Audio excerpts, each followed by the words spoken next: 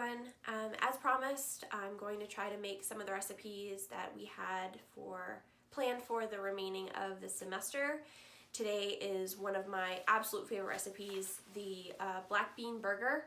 My boyfriend and I really enjoy this recipe. We make it often, and so I'm going to try to show you guys how you can make it at home.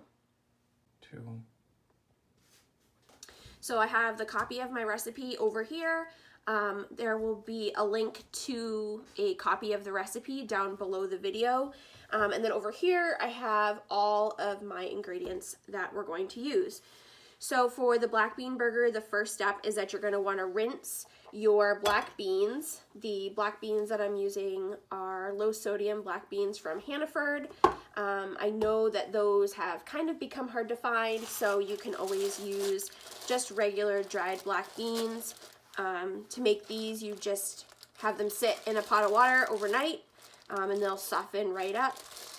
When I use dried beans, I make a large batch of dry beans, and if I don't use them all for this recipe, then I just portion them out and actually put them in the freezer so that they're ready to go the next time I make the recipe. So we have our black beans drained. They're drying more over here. Next up, we need a half of a red bell pepper. I'm actually going to end up making this recipe twice, so I will use the whole pepper, but we're just going to use half this time. To cut a bell pepper, you're going to want to make sure you remove all the seeds. Now you can just start chopping away at this, but you're going to get seeds everywhere. So the seeds in a bell pepper are attached to this center stalk right here. So the best way to remove the seeds is going to be to cut around the top like this.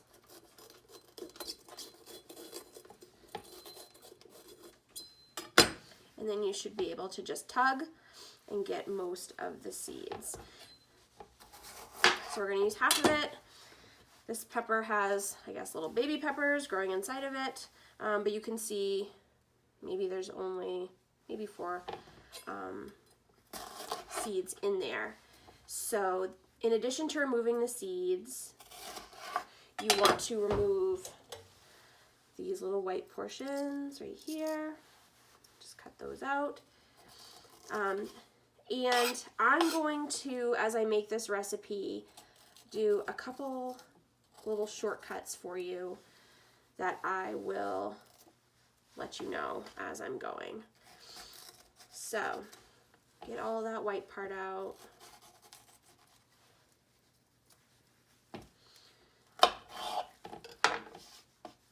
So in the recipe, it says to just chop you're going to chop the red pepper. We're also going to use half of an onion. So remember, we have this little hairy end. You want to keep the hairy end on. Cut off the other end, and then we're going to cut this in half. Remove that outer skin to the onion.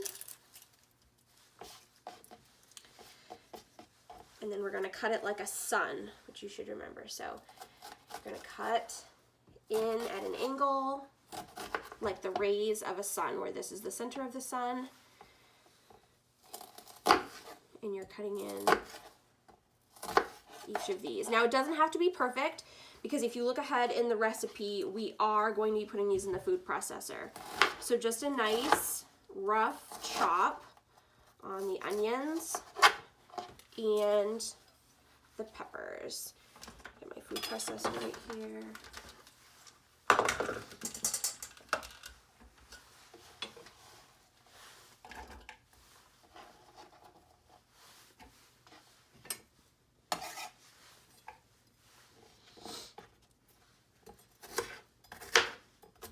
And again, you can just kind of roughly chop those peppers, because those are going right in there too.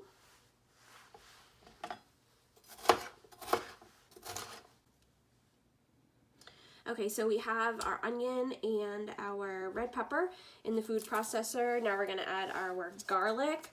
It says 2 cloves. This one's a little small, so I'm gonna throw it in.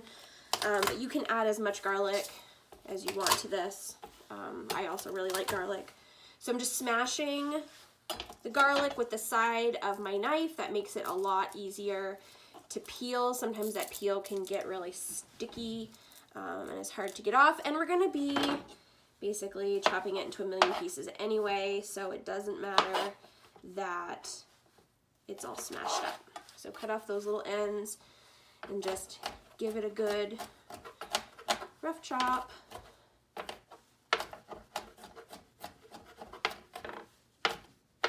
All right. Put that garlic right in the food processor as well. And then we're gonna put the top on, get that off there.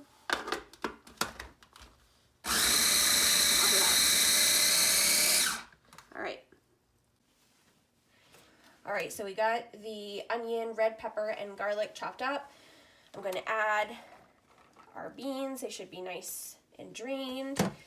Next, we're going to add an egg, and you can add this all right into the food processor. Now, depending on the size of your food processor, you might need to do this in a couple different batches, but we're gonna throw everything in here. So we have our can of no salt added beans, a half a red bell pepper, a half a small onion, 2 cloves of garlic, large egg, and we're going to add the spices right to this as well. So for our spices, we have chili powder and cumin.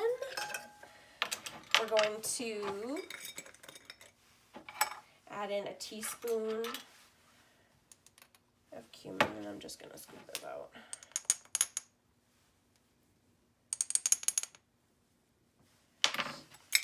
So it's 1 teaspoon of cumin, a tablespoon of chili powder.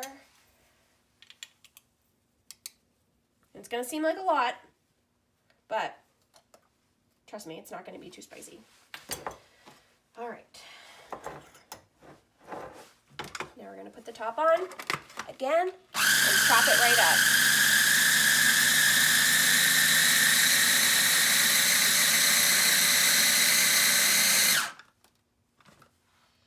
How are we looking? I'm gonna go just a little bit more.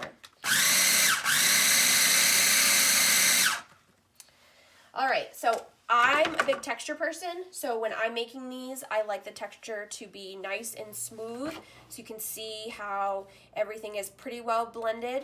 If you want to just do a couple quick spins on your food processor and have still some chunks of veggies in there, that's up to you, but I like to have mine pretty well blended. Okay, you stop. I need to... Okay, I just realized I forgot to add some salt and pepper to this. So we're just gonna take our pepper, sprinkle some in there.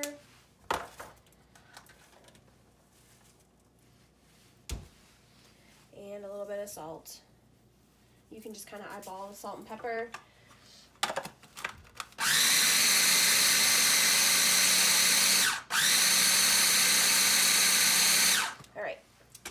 Now we're going to take the bean mixture and we're going to move it into our mixing bowl. I know it doesn't look very appetizing right now, but I promise it'll be delicious.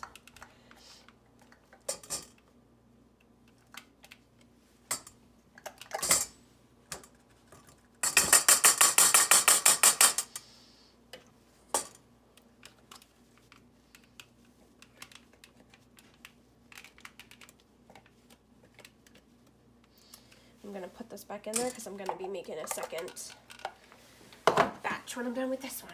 All right, you're done with your food processor now. Okay, the recipe calls for 2/3 of a cup whole wheat breadcrumbs. I just have regular breadcrumbs, so that's what I'm gonna use. I'll measure in the 2/3 of a cup breadcrumbs, but what I find is because I blend my mixture more than the recipe calls for. I often find that because I blend it so much, the vegetables and the beans release more water, making the mixture wetter. So I'm going to start with the 2/3 of a cup of breadcrumbs, but I'm probably going to have to add a little extra.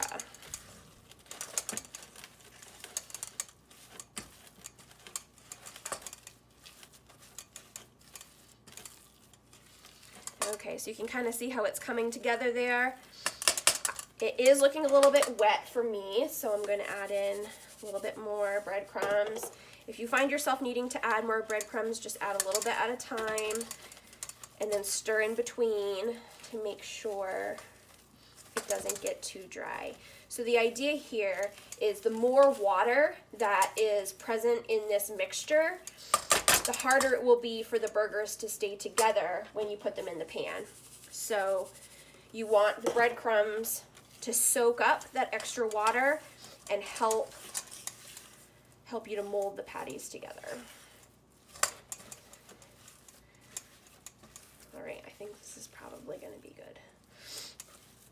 Oh my God, it smells so good.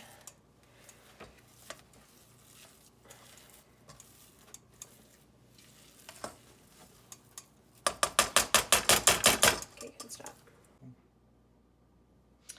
All right, so I have my skillet heating up over here. I just put a little bit of oil in the bottom of that. You can see how it's kind of glistening. Just enough to give it a thin layer on the bottom. We have our black bean mixture here.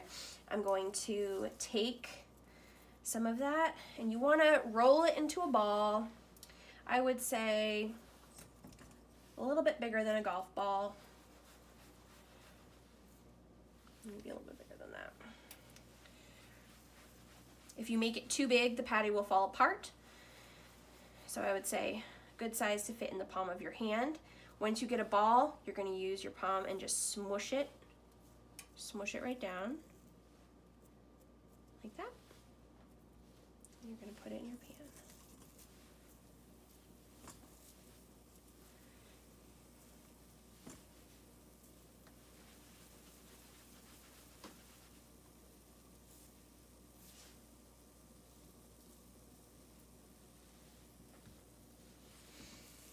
And I have the pan over medium heat. You can hear it starting to sizzle up a little bit. We'll probably get 5 or so of these in this pan, but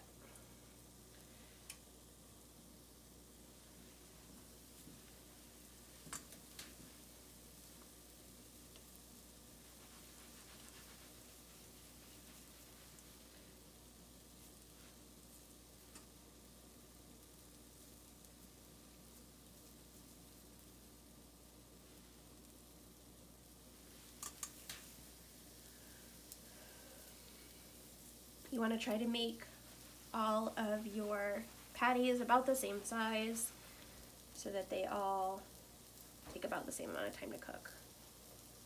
This one's sticking.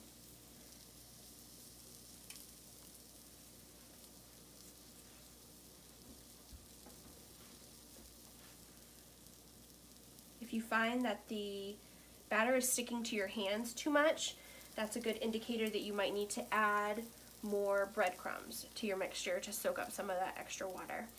So we have our 5 patties in the pan. We're just gonna let these cook for a little bit. I'm gonna wash my hands, and then we'll come back and I'll flip them over and show you what they should look like when they cook. All right, so these have been cooking here for about 3 or 4 minutes. I'm gonna go ahead and flip them over, and you can kind of see how the other side is getting nice and brown. So you can kind of take a peek underneath, and if they don't quite look like this, they'll need a couple more minutes. But I'm gonna go ahead, flip them over. You can see these are staying together really well, so we had a good amount of breadcrumbs in there, not too dry. So now we're just gonna let them cook on that side for another 3 or so minutes until both sides look like this. Then, once they're done cooking, I will move them over to cool on some paper towels.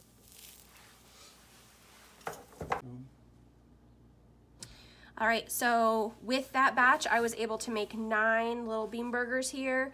I put them on a paper towel. There isn't a whole lot of oil in the pan, so paper towel isn't super necessary, but I like to get off as much oil as I can. And I put it on a cooling rack just to help it cool and so that it wouldn't get too soft, because there is still going to be quite a bit of moisture in these. Now you can eat them right away, which is what we're going to do. Or let these cool fully, like totally cool, and you can actually freeze these. So just like I said, you can make the beans ahead of time and freeze them in portions. You can make these burgers ahead of time and freeze them. You can also just freeze the patties individually if you'd like before you actually cook them. You can see these stay together pretty well after they're cooked.